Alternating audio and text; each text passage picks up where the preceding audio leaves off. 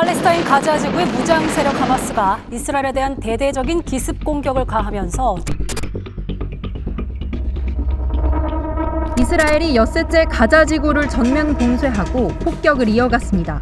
와, 저는 정말 제 생에서 가장 긴 한 10초였던 것 같아요. 폭격이 시작됐을 때는 솔직히 좀 아무 생각이 안 났어요. Calls for a ceasefire are calls for Israel to surrender to Hamas, to surrender to terrorism, to surrender to barbarism. That will not happen.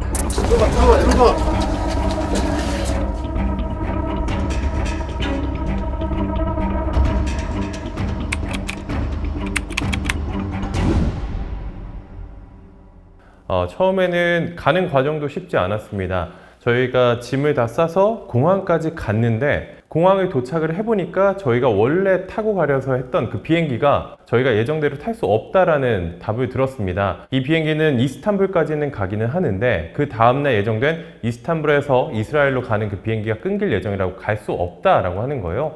텔아비브를 향하는 비행기 타기 전까지 못 가면 어떡하지라는 생각이 되게 컸어요.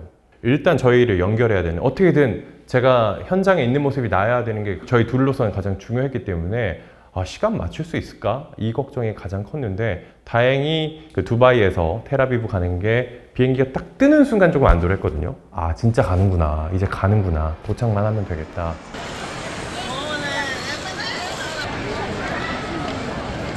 방송 시간 한 2시간, 3시간 전에 이스라엘에 딱 도착을 했는데 저희 짐이 나오지 않는 상황이었어요. 저희가 짐이 촬영 장비가 없으니까 촬영을 할 수 없어서 막연하게 기다릴 수밖에 없는 상황이었고, 짐이 안 나왔을 때 무서웠어요, 솔직히. 이 짐이 안 나오게 되면은 저희가 출장을 간 이유가 완전히 없어지게 된 경우가 돼버리니까 과연 이 다음 행동을 내가 어떻게 행동을 해야 되고 대체 방법은 도대체 무엇이 있을까? 저는 사실 발을 되게 동동 구르고 있었는데 황 기자가 저한테 안 되겠다. 너라도 먼저 나가라.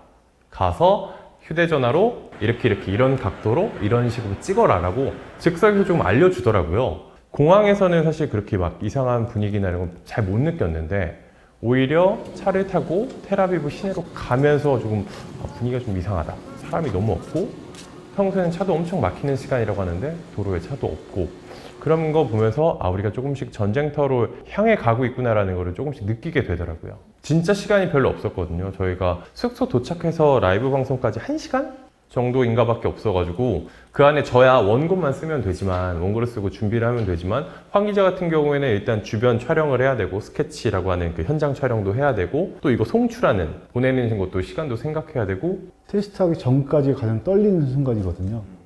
근데 그 라이브 했을 때 저는 지금 텔아비브의 중심가에 나와 있습니다 하는 순간 좀 이렇게 한숨이 저절로 튀어나왔습니다. 이도성 기자가 오늘 막 이스라엘에 도착했는데 바로 연결해 보겠습니다.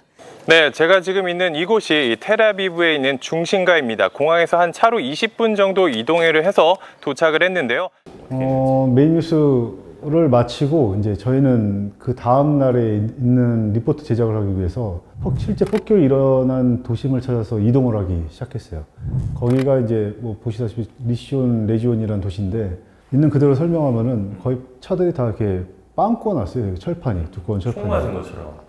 총이 한 방 맞은 게 아니라 수십 발이 그냥 맞은 것처럼 돼 있기 때문에. 근데 그 와중에 스케치를 하고 있는데도 애들은 웃으면서 이렇게 신기하다듯이 불태운, 그냥 지나가더라고요, 또 보니까. 과연 어떻게 저걸 받아들일 수 있을까. 그런데 황 기자가 얘기한 것처럼 사람들이 막 아무렇지도 않게 돌아다니고 아이들도 돌아다니고 장 본 거 들고 가고 하는 걸 보면서 이게 진짜 이런 비극의 현장이 삶에서 멀리 떨어져 있는 게 아니구나. 이 사람들이 사는 곳 한가운데 있구나라는 걸 딱 처음으로, 제 눈으로 처음 확인한 순간이잖아요. 그러면서 오히려 저는 좀 무섭고 진짜 내가 왔구나. 이런 오히려 상반된 분위기 때문에 더 그런 두려움을 느꼈던 것 같아요.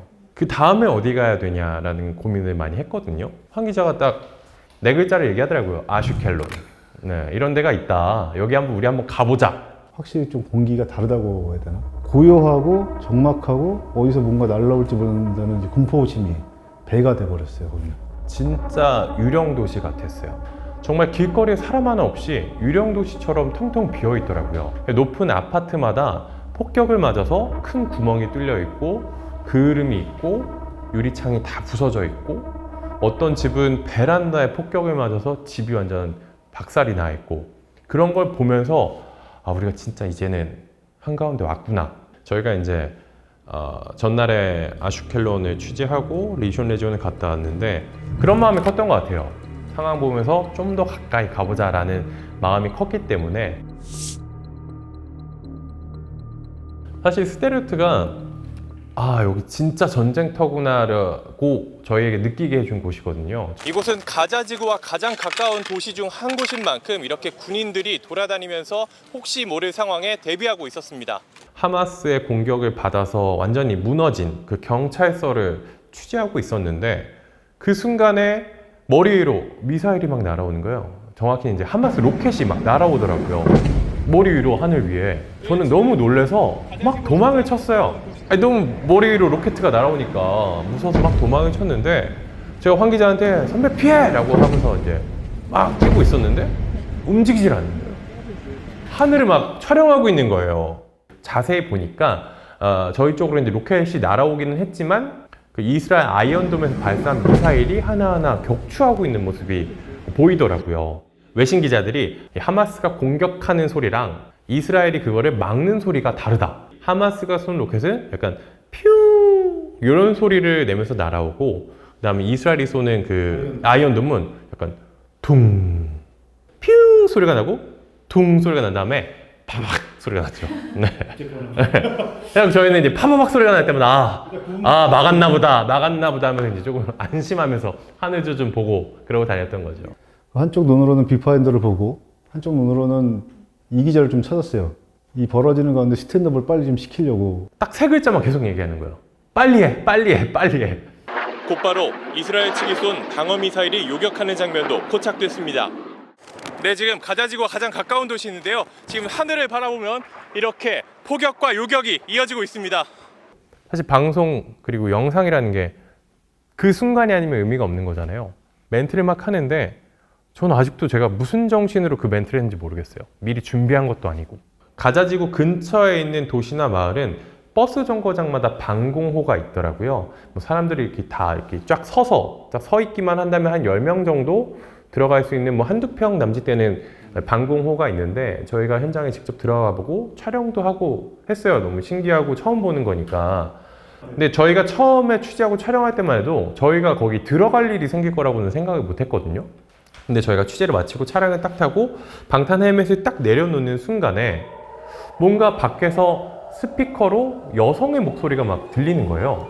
근데 히브리어였던 것 같아서 저희가 알아듣지는 못했거든요. 그게 무슨 상황인가 싶어서 밖에 딱 봤더니 그 로켓이 막 날아들 때도 구경만 하고 있던 무장 경찰들이 방공호 쪽으로 막 뛰어가는 거예요. 아, 이게 공습경보구나.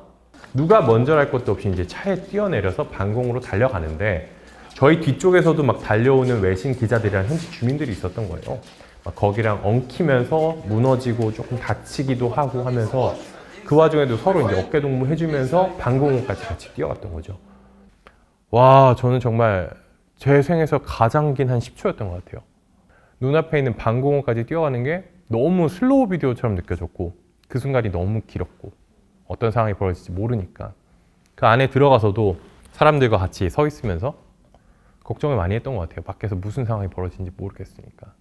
삼거리에 갔을 때 군인들이 전날에 본 거는 저희가 경찰들이었는데 거기에는 무장한 군인들이 주둔하고 있더라고요. 저희가 거기까지 이제 다가갔더니 그제서야 이제 이 이상은 오지 말라 라고 이제 손짓을 하면서 오지 말라고 하더라고요.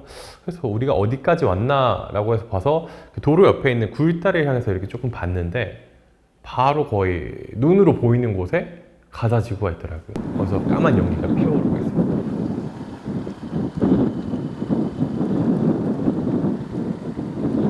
제일 위험한 곳이고 저 너머로는 가자지구가 맞구나라는 생각이 있기 때문에 폭격 다시 찍고 엎드려 있었는데 석희 기자랑 얘기하다가 영어로 물어봤어요. 나 저기 들어가도 돼? 그러니까 너 들어가면 죽어 라고 한마디 하길래 오케이.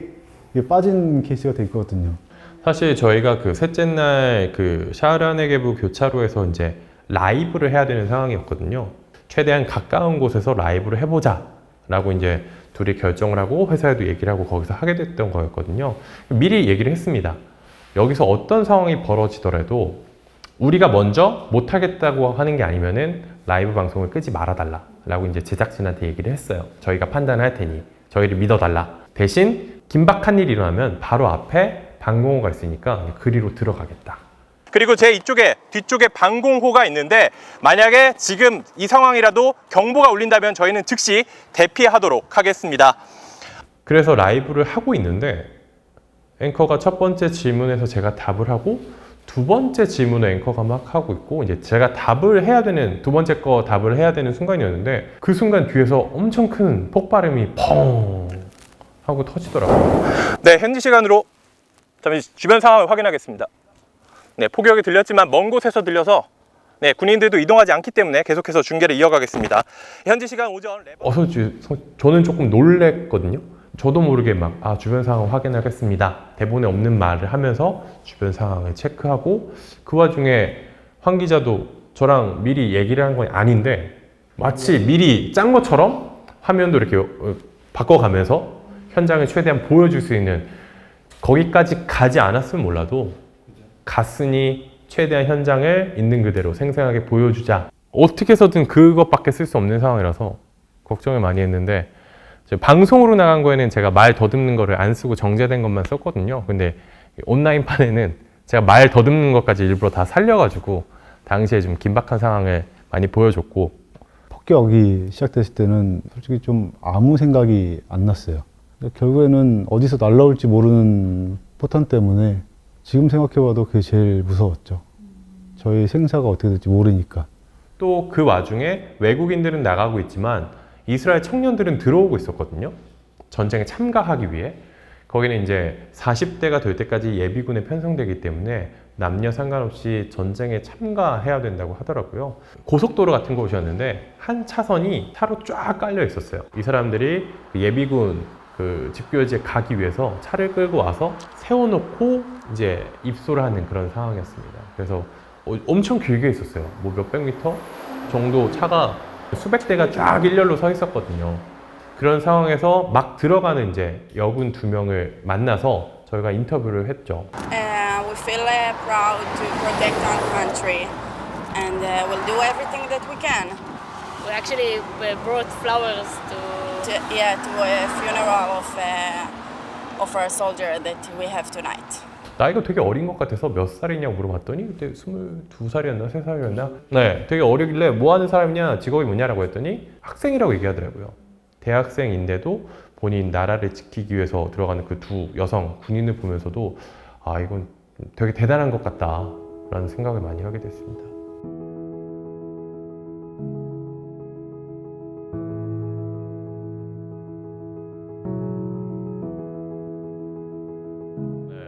저는 저희가 있는 동안에 뭐 이런 저희 뉴스에 막 여러 가지 댓글 같은 게 많이 올라왔는데 거기 왜 갔냐부터 해서 기자면 당연히 가야 되는 거 아니야 이렇게 막 댓글로도 막 의견이 되게 다양하게 충돌하더라고요. 전 그 중에 진짜 눈에 띄었던 게 어떤 분이 제 기사에다 댓글로 쟤네도 월급쟁이야 당연히 가야지라고 하는 그걸 보고서 되게 공감을 했습니다. 그치 가야지 시키면 가야지. 예. 저희는 이제 기록자다 보니까 뭔가를 꾸미고 더 덧대서 보여주기보다는 있는 그대로를 기록해서 그게 말 그대로 어떤 파장이 올지는 그건 나중 문제고 결국에는 현재 벌어지는 상황을 어떻게 이제 기록자로서 그걸 잘 기록을 할 수 있을지 그 다음에 이제 문제는 뭐 인간에 대한 뭐 존엄성이나 아니면 내가 과연 살 수 있을까라는 이 생존감이나 그건 나중 문제였던 것 같아요. 지금 와서 다시 얘기하다 보면은 저희는 있는 동안 계속 딜레마였습니다. 현장에 왔는데 최대한 생생한 영상을 만들어서 보여줘야 되고 또 그러면서도 안전을 생각해야 되고 그러다 보니까 계속 충돌했던 것 같아요. 네, 근데 주변에서 걱정을 확실히 많이 해주긴 하더라고요. 네, 저희가 막상 뭐 기사만 나가는 게 아니라 저희 현장에 라이브로 나가고 제 얼굴이 나가고 선배랑 같이 고생하는 게 나가기 때문에 주변에서 걱정을 진짜 많이 해주더라고요. 특히 가족이나 친한 친구들이 그런 걱정을 하니까 저도 좀 내가 안전하지 않은 건가? 이런 생각도 좀 많이 들긴 했어요. 막상 짐 챙기고 딱 현관문을 봤는데 현관문에 서 있는 와이프를 봤는데 되게 좀 글썽글썽 거리더라고요. 그 모습을 보니까 물론 저도 직장인이고 하나의 회사의 조직원으로서 구성되어 있는 건 맞는데 아내한테 먼저 동의를 안 구하고 그 정작 아내한테 미안하단 말을 못하고 나왔던 게 그때 좀 많이 안쓰러웠죠. 처음에 출장 황현우 기자랑 간다고 했을 때 안 친한데 어떡하지? 어떻게 같이 있지? 어떤 스타일인지 몰라가지고 네, 서로 잘 몰라서 몰랐던 거예요. 네, 그래서 걱정을 했는데 저는 다 좋았어요. 좋았고 저도 나이가 좀 어린데도 불구하고 되게 극복을 되게 좀 잘하는 스타일이었고 같이 또 맞춰주다 보니까 안 될 것도 좀 된 부분이 많이 없지 않아 있었어요.